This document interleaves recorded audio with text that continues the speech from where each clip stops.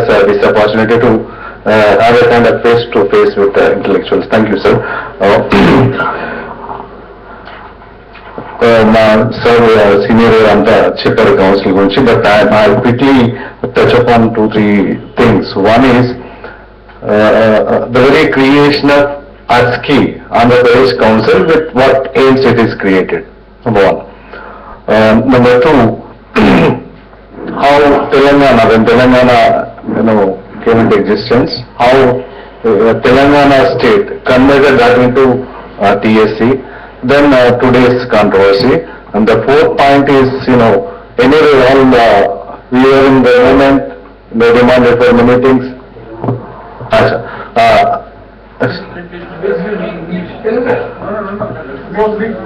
No, any language I'm comfortable. So, movement lo unnamu, demands state of the separate state of Telangana demands lo unnamu, we are part of that, TRC to unnamu, movement lo unnamu, కాబట్టి ఇప్పుడు మేము ఇప్పుడే అక్కడ ఉన్నాము. How best we can plan అనేది మేము అక్కడ నుండి చేస్తున్నాం. కౌన్సిల్ గా, అఫీషియల్ గా, ఏజెన్సీగా మేము ఎట్లా ఆలోచిస్తున్నాం అనేది మేము ముందుస్తానికి ఈ 3-4 పాయింట్స్ మీద చెప్పదలుచుకున్నాం. ముందుగా టు బిగిన్ విత్, మేము కౌన్సిల్ క్రియేట్ చేసిన తర్వాత దాంట్లో మేము అనుకున్నది ఏంటంటే, ప్రధానంగా ఇంతకుముందు సుధాకర్ గారు చెప్తా ఉన్నారు, talking about rural rural youth. let me survey my own experience. Osmania యూనివర్సిటీలో నేను 86-87 అకాడమిక్ ఇయర్లో వచ్చినప్పుడు రూరల్ అంటే first generation students irrespective of caste, తెలంగాణలో పెద్ద డిఫరెన్స్ ఏమి ఉండదు, కాస్ట్ మధ్యలో పెద్ద డిఫరెన్సెస్ ఏమి ఉండదు. అప్పుడు ఫస్ట్ జనరేషన్ ఒక 40% first generation rural youth, including me అప్పటికి కదా. సో ఇప్పటికి అంటే ఒక 25-30 years కి వాట్ వీ ఎక్స్పెక్ట్ అది ఆ దట్ కమ్మాం అంటే సెకండ్ జనరేషన్ పర్సెంటేజ్ పెరగాల. It proves to be reverse to that. మా అమ్మాయి కాలిఫోర్నియా యూనివర్సిటీ నుంచి వచ్చి ఎంట్రెన్స్ మీ పాయింట్ అనే first generation youth, rural youth ఎంతమంది యూనివర్సిటీకి వస్తున్నారు అని ఒక 30 years కింద నేను ఇచ్చినాను డేటా ఎంతమంది వచ్చినారు. ఇప్పుడు చేస్తే అప్పుడు 40%, అది ఇప్పుడు 60%కి వచ్చింది. ఇట్స్ గో డౌన్ కదా. అంటే అప్పుడు ఫస్ట్ జనరేషన్ వచ్చే వాళ్ళు 90% ఉంటే ఇప్పుడు వాళ్ళు 20-10కి రావాలా, సెకండ్ జనరేషన్ రావాలా, అది రివర్స్ అయింది. దీనికి చాలా కారణాలు ఉన్నాయి, బట్ ఆ అమ్మాయి సబ్మిట్ చేసిన జస్ట్ క్విక్ సర్వే తీసుకొచ్చి అది పెరిగింది సార్ అని ప్రూవ్ చేసింది మాకు న్యాచురల్లీ. సో దీన్ని ఏమంటామంటే యాక్సెస్ టు ఎడ్యుకేషన్ పెరిగిందండి. యాక్సెస్ టు ఎడ్యుకేషన్ ఫైన్ అంటే rural youth first generation university దాకా రాగలిగింది వెల్కమింగ్ ఫ్యాక్టరే. డిగ్రీ చదవడం, యూనివర్సిటీ వరకు రావడం, ఇది వెల్కమింగ్ అయినప్పటికీ మేమేమనుకున్నాం అంటే యాక్సెస్ టు ఎడ్యుకేషన్ అనేది ఓల్డ్ స్లోగన్. స్కూల్లో మామూలుగా కూడా స్కూల్ ఉంది, వాళ్ళు స్కూల్కి వెళ్ళొచ్చు. What kind of quality of education మనం అక్కడ ఇస్తున్నాము. యాక్సెస్ టు ఎడ్యుకేషన్ కాదు, access to quality of education అని మేము స్లోగన్ పెట్టుకున్నాం. Access to quality of education first అనే కౌన్సిల్ అనుకున్నాం. దానికి మేము ఎంబ్లం తయారు చేసినాం, దాంట్లో ఉంది, మా గోచర్లో చూడొచ్చు, వస్తుంది పేపర్లో. సో క్వాలిటీ ఆఫ్ ఎడ్యుకేషన్ అయితే హైయర్ ఎడ్యుకేషన్ లెవెల్ అనుకున్నప్పుడు 3 విషయాలని మనం దృష్టిలో పెట్టుకున్నాం. ఒకటి, చాలా కమిటీస్ వచ్చినాయి. స్టేట్ లో కమిటీ చేసింది, ఆంధ్రప్రదేశ్ ఉన్నప్పుడు సెంట్రల్ లో కమిటీ చేసిండు. కమిటీలన్నీ అంటే చాలా మంది మీరు కూడా చూస్తుంటారు కమిటీ రిపోర్ట్స్. ఒక committee talks about academic standards in higher education. ఇట్లాంటి స్టాండర్డ్స్ ఉండాలి, ఇట్లాంటి రిఫార్మ్స్ ఉండాలి, ఇట్లాంటి సిలబస్ ఉండాలి, టీచర్స్ ఇట్లుండాలి, ఇది ఇట్లుండాలి. ఇంకొక committee talks about only infrastructure, ఎట్లాంటి ఇన్ఫ్రాస్ట్రక్చర్స్ ఉండాలి, ల్యాబ్స్ ఉండాలి. ఇంకొక కమిటీ వచ్చేసి రిక్రూట్మెంట్, యూజీసీ కూడా గైడ్లైన్స్ ఇచ్చింది, డెడ్లైన్ ఇచ్చింది. జనవరి లోపల హైయర్ ఎడ్యుకేషన్ లో యూనివర్సిటీస్ లో పర్టికులర్ గా రిక్రూట్మెంట్ అయిపోవాలా. సో ఇట్లాంటి డిఫరెంట్ కమిటీ రిపోర్ట్స్ ఉన్నాయి. మేమేమనుకున్నామంటే they should be comprehensive report on higher education, particularly Telangana రాష్ట్రంలో వచ్చాక. కాంప్రహెన్సివ్ రిపోర్ట్ ఏంటంటే ఇట్ షుడ్ ఇంక్లూడ్ ఆల్. ఒక్క రిక్రూట్మెంట్ తోనే అయిపోదు, రిక్రూట్మెంట్ అవ్వాలా, ఇన్ఫ్రాస్ట్రక్చర్ కావాలా. దాంతో with these 2 we can think of improving standards. ఇవి 2 ఉన్నాక వాట్ కైండ్ ఆఫ్ రిఫార్మ్స్ మనం అకాడమిక్స్ లో తీసుకొస్తే స్టాండర్డ్స్ పెరుగుతాయని. ఇట్లాంటి కాంప్రహెన్సివ్ రిపోర్ట్ ఒకటి ఉండదు. One that we are thinking at as a council గా ఇట్లాంటి కాంప్రహెన్సివ్ రిపోర్ట్ ఒకటి తీసుకొని దెన్ రిఫార్మ్స్ మొదలు పెట్టినప్పుడు లైక్ ఫర్ ఎగ్జాంపుల్ స్టాండర్డ్స్ పెంచాలి, మనం అందరికీ కంప్యూటర్ ల్యాబ్స్ ఉండాలా, అందరికీ ఇంటర్నెట్ యాక్సెస్ ఉండాలా, అందరికి ఇట్స్ గుడ్ టు సే. కానీ వైఫై పెద్దామని మా ఆర్ట్స్ కాలేజీలో అంటే ట్రాన్స్జెండర్ కోర్స్ ఆ బడ్జెట్ మనం చనిపోలేదన్నాం. Idea is very good. Arts కాలేజీలో వైఫై పెట్టి అందరికీ యాక్సెస్ ఇవ్వడం మంచిదే. దానికి సంబంధించిన డబ్బులు ఉండాలి కదా, సంబంధించిన ల్యాబ్స్ ఉండాలి కదా, ఫైనాన్స్ లింక్, దానికి సంబంధించిన ఇంకో ఫర్నిచర్ అట్లాంటివి ఉండాలి, ఇవన్నీ ఫైనాన్స్ లింక్స్ ఉన్నాయి. దానికి సంబంధించిన టెక్నీషియన్స్ రిక్రూట్ చేయాలి, హెల్పింగ్ స్టూడెంట్స్, అది రిక్రూట్మెంట్ జరగాలి. సో ఇవన్నిట్లను ఒక కాంపనెంట్స్ గా చూస్తే తప్ప మనం అనుకున్న స్టాండర్డ్స్ ని యూనివర్సిటీలో కానీ హైయర్ ఎడ్యుకేషన్ లో కానీ తీసుకురావడం సాధ్యం కాలేదని మేము ఆలోచిస్తున్నాం. దిస్ ఇస్ కౌన్సిల్ గా మేము ఆలోచిస్తాము. ఇక రెండో విషయానికి వస్తే ఇది ఒకటే కాదు, ఇది ఒక వైపు అయితే ఇంకొకటి స్టేట్ గవర్నమెంట్ ఈ విషయాలను దృష్టిలో పెట్టుకొని స్ట్రెంథెన్ చేయాల్సిన అవసరం ఉంది. రెండవది మేము కౌన్సిల్ వీఆర్ మీడియేటింగ్, అంటే యూజీసీ నుంచి గవర్నమెంట్, మేము యూజీసీ నుంచి వస్తుంది ఏంటి మోడల్స్ ఏంటి, ఇక్కడ నుంచి గవర్నమెంట్ మళ్ళీ యూనివర్సిటీకి డైరెక్షన్స్ ఇవ్వడం, దిస్ ఇస్ అవర్ రోల్. ఇక్కడ we are planning to train or prepare universities to tap more money from the national agencies. National agency UGC ఉంది, రూసా ఉంది, ఇంకా రకరకాల ఏజెన్సీస్ ఉన్నాయి. యూనివర్సిటీస్ ని కనుక ఈ major money which is available in the UGC and RUSA in different agencies, అక్కడి నుంచి తీసుకురాగలిగే ప్రిపరేషన్ కనుక యూనివర్సిటీలో పెడితే it's not a burden to the state. That is one, it's been happening. యూనివర్సిటీలో చేస్తూ ఉన్నారు. ఇంకా కొద్దిగా స్టాండర్డ్స్ కనుక ఇంప్రూవ్ అయితే, స్టాండర్డ్స్ కనుక ఇంప్రూవ్ అయితే అంటే ఎట్లా ఉంటుందంటే, స్కాలర్ ని ఆ డిపార్ట్మెంట్ లో పర్టికులర్ డిపార్ట్మెంట్ లో అట్లాంటి ఫెసిలిటీస్ ఇచ్చి we can encourage the scholars to approach UGC, bring UGC funds and continue research. ఇట్లా ప్రతి టీచర్ ని ఒక స్కాలర్ ని ఎంకరేజ్ చేయడం వల్ల స్టేట్ సపోర్ట్ తో పాటు సెంట్రల్ ఏజెన్సీ నుంచి కూడా ఫైనాన్షియల్ సపోర్ట్ తీసుకునే ఆస్కారం ఉంది. ఆ వైపు యూనివర్సిటీస్ ని ప్రిపేర్ చేయాలనే ఐడియా కూడా మాకుంది. అటువైపు మేము ఆలోచిస్తున్నాం. ఇది బ్రీఫ్ కౌన్సిల్ కి సంబంధించి.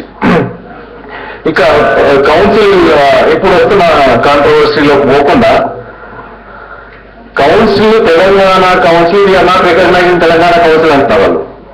దే నో లీగల్ క్వాంటిటీ, అసలు దానికి లీగాలిటీ లేదు, దాన్ని మేము గుర్తించలేము. మేము మీడియాపై మాట్లాడుతుండదు కానీ కౌన్సిల్ కనుక ఆంధ్రప్రదేశ్ ప్రభుత్వం కానీ, ఏ ప్రభుత్వం కానీ, ఏ రాష్ట్రం కానీ కౌన్సిల్ కనుక గుర్తించమంటే తెలంగాణ స్టేట్ నే గుర్తించినట్టు. Because council is created by Telangana government. Council is created by Telangana government through some GO. ఇక్కడ టెక్నికల్ గా వాళ్ళు మాట్లాడుతున్నది ఏంటంటే, council is created, it's there, but దానికి యాక్ట్ కాలేదు కాబట్టి లీగల్గా దానికి శాంక్టిటీ లేదు. ఇదే గెజెట్ లో section 101 which says a new government can create any agencies 101 ప్రకారం. They are always talking about 95 section 95. ఎప్పుడో రెగ్యులర్ 75 మాట్లాడతారు, కానీ రెగ్యులర్ గా 95 సెక్షన్ గురించి మాట్లాడతారు. 101 ఏం చేస్తుందంటే, after bifurcation of the state, if a state is of creating any agency, government agency, it can create through GO and later it will take it can be converted to what is called act. అది దాని ప్రకారము GO ఇచ్చి council create చేయడం జరిగింది. It means వాళ్ళు ఇప్పటిదాకా చెప్తున్నారంటే policy, అక్కడ కూడా మనం లీగల్ గా రైట్ ఉన్నాం. సో దాని ప్రకారం ఇప్పుడు తెలంగాణ కౌన్సిల్ వచ్చింది. ఆంధ్ర కౌన్సిల్ యాక్ట్కి ఉన్నప్పుడు it was created in 1988, act of 1988 create చేయబడి with great ideals it was created. అప్పుడు కూడా 94లో మా ఉస్మానియా నుంచి సీనియర్ ప్రొఫెసర్ ఛాలెంజ్ చేశారు. ఇట్స్ డెఫినెట్లీ ఏమైతుంది, యూనివర్సిటీ అటానమీని దెబ్బతీస్తుంది. You are creating one more authority upon university. దానివల్ల యూనివర్సిటీ ఉన్న అటానమీ పోతుంది అనేది అప్పుడు పెద్ద ఎత్తున, అప్పుడు నేను జస్ట్ జాయిన్, అప్పుడు నేను ఆ మూమెంట్ లో కూడా ఉన్నా. కోదండరామ్ గారు, ప్రొఫెసర్ అంబేద్కర్ అందరూ అప్పుడు కోర్టుకు వెళ్ళినా కానీ ఈ కౌన్సిల్ క్రియేట్ చేసింది.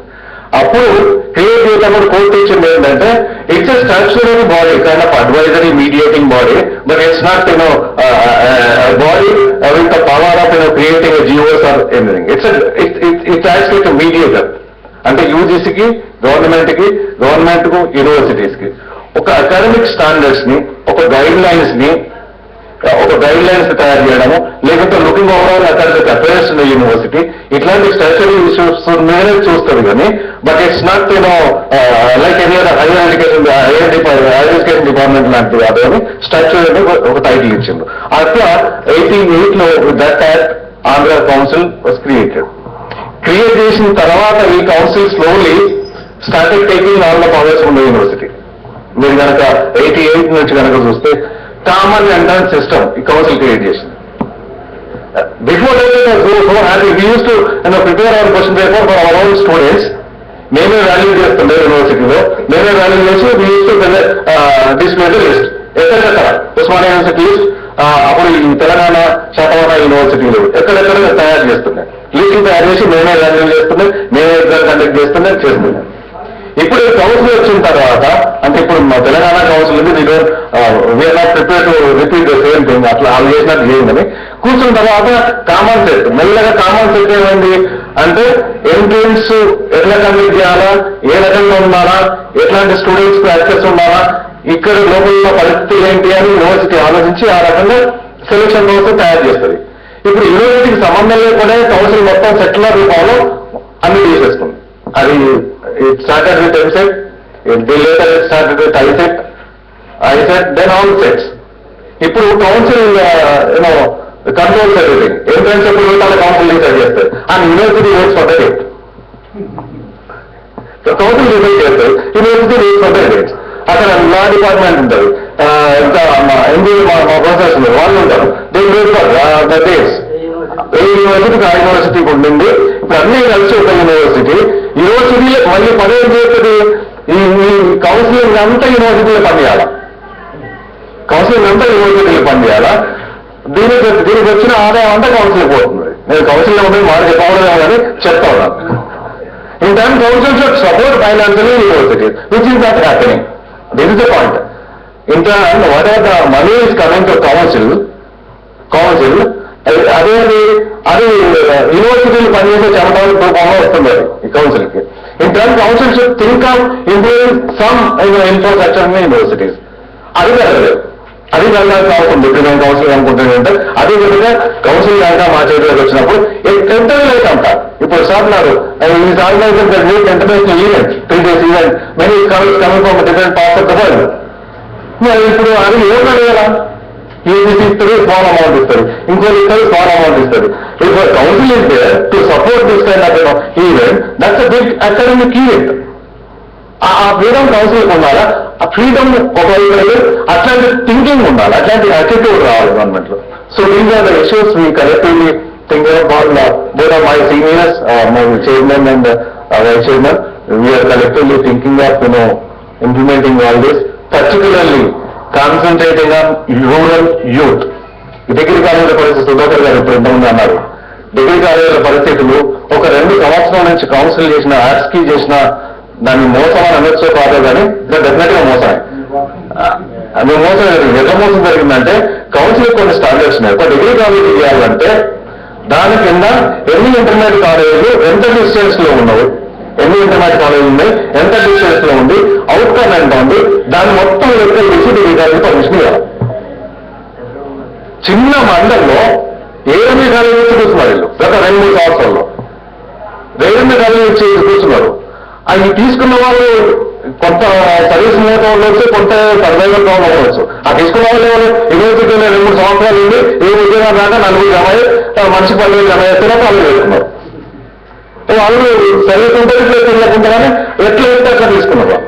తీసుకున్నారు కాదండి, 2 కాలేజీలు ఉండాల్సిన ప్లేస్ లో 6 కాలేజీలు వచ్చినాయి. 5 కాలేజీలు ఈయనకైదు ఏ కాలేజీ కలవట్లేదు. ఇది మోసపూరితమైన యాక్టివిటీ. ఇది ఒక కాలేజీకి నీకు మెజర్మెంట్ ఉంది. ఒక డిగ్రీ కాలేజ్ చేయాలంటే ఇంటర్మీడియట్ కాలేజీలో దాని డిస్టెన్స్ ఎంత, ఏరియా పొటెన్షియాలిటీ ఏంటి, ఇవన్నీ చూడకుండా అన్ని కాలేజీలు, ఇంజనీరింగ్ కాలేజీల పరిస్థితి అదే, ఇంటర్మీడియట్ డిగ్రీ కాలేజీల పరిస్థితి అదే, ప్రొఫెషనల్ కాలేజీల పరిస్థితి అదే చేసి ఒక రకమైన హైయర్ ఎడ్యుకేషన్ లో ఒక గందరగోళమైన పరిస్థితి, పర్టికులర్ గా తెలంగాణ రాష్ట్రంలో.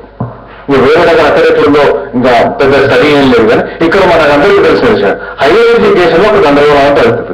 ఎక్కడికక్కడ ఇష్టం ఉన్నట్టుగా డిగ్రీ కాలేజీలు కానీ పీజీ సెంటర్స్ కానీ తెచ్చిపెట్టి ఇచ్చిన మాకేం పట్టింది. దాని మీద ఈ కౌన్సిల్ చేయాల్సిన పని ఏంటంటే అకాడమిక్ యాక్టివిటీస్ ఎట్లా జరుగుతున్నాయి. ఒక కాలేజ్ వచ్చిన తర్వాత రెగ్యులర్ యాక్టివిటీ కౌన్సిల్ యాక్టివిటీ ఏంటంటే అక్కడ ఫ్యాకల్టీ ఉందా, ఇన్ఫ్రాస్ట్రక్చర్ ఉందా, స్ట్రెంత్ ఏముంది, అకాడమిక్ స్టాండర్డ్స్ ఎట్లా ఉన్నాయి అంటే రెగ్యులర్ గా ఒక టీంను పంపిస్తూ చేయాలి. చేసి వాళ్ళు ఇంప్రూవ్ చేయాలి అక్కడ అకాడమిక్ స్టాండర్డ్స్. ఇది చేయాల్సిన పని ఇచ్చి కాలేజీలు ఇచ్చి కూర్చున్నారు రాష్ట్రకి చేసిన పని అది. దాని రిజల్ట్ ఇప్పుడున్న హైయర్ ఎడ్యుకేషన్ పర్టికులర్లీ యూజీ పీజీలో అయితే అది ఒక పరిస్థితి అయితే. రెండవది ఇప్పుడున్న కాంట్రవర్సీ గురించి మాట్లాడిన సాధ్యత ఇంతకుముందే సెక్షన్ 75, 95 మీరు అందరూ చేయాలి. ఒకటే చాలా మంది మాట్లాడింది అంటే 101 సెక్షన్ ఒకటి ఉంది. వాళ్ళు చెప్తే అన్ని డైరెక్ట్ గా 101 ప్రకారమే కౌన్సిల్ క్రియేట్ అయింది. నాకు చెప్పింది ఏంటంటే with GO you can create temporary agency adopting existing act. Existing act అంటే యాక్ట్ ఆఫ్ 1988 కౌన్సిల్. దాన్ని ఐజీటీ జియో అడాప్ట్ చేసుకొని Telangana government created council. This council will have all the rights and duties of what exists in the SKS for this state, for Telangana state. So అక్కడ ఏమండి వాళ్ళు చెప్తున్న వాదనలన్నీ తప్పు. రెండవది section 74 మీకు చెప్పాల్సిన పని లేదు. సెక్షన్ 75 and 95 వీటి మీద కాంట్రవర్సీ చేస్తా ఉన్నారు. ఇది కాంట్రవర్సీకి మేము ఇప్పుడు మూమెంట్ లో ఉన్నప్పుడు కౌంటర్ చేసినట్టు కౌంటర్ చేయడానికి వీలు కాదు. అక్కడికి అఫీషియల్ మీటింగ్ ఎక్కడం అయితే. అండ్ ఇంకొక దుర్భరమైన పరిస్థితి ఏంటంటే ఎక్కడ కంబైన్డ్ 10th షెడ్యూల్లో ఉన్న ఇన్స్టిట్యూషన్స్ ఎక్కడైనా తెలంగాణకు సంబంధించి we are openly asking requesting them come for debate, let us sit and share. ఎక్కడ ఏ ఆఫీసులో 10th షెడ్యూల్లో 112 ఇన్స్టిట్యూషన్స్ ఉన్నాయి.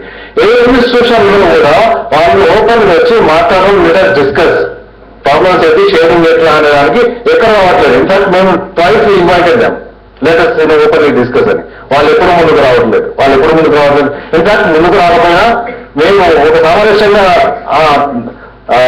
రీఆర్గనైజేషన్ యాక్ట్ ఇచ్చిందే, మీరు ఈ wall consensus SIT across the table and evolve consensus.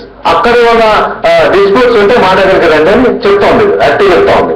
అట్లాంటి కన్సెన్సస్ ఇవాల్వ్ చేద్దామని ఎన్నిసార్లు ఎక్స్టెండ్ చేసినా వాళ్ళు ఎప్పుడు వచ్చిన పాపం పోలేదు. అందుకే సేమ్ క్రైసిస్ ఇస్ కంటిన్యూయింగ్. ఇది ఇప్పుడున్న కౌన్సిల్ పరిస్థితి. మీరు వచ్చినాయి కదా ఇవన్నీ it's a matter of time. ఇంకో 2-3 months కావచ్చు, ఇంకో 6 months కావచ్చు, ఇంకా ఎక్కువ పట్టవచ్చు. కానీ ఈ లోపల మేము we are government has given a free hand to us to think of strengthening academic, particularly addressing rural youth and higher education. Towards that, we are thinking and planning, we are preparing. We are also, in touch with all the universities, and probably at the state level, we call for meeting with all Vice Chancellors. I mean, all Vice Chancellors are members of our council.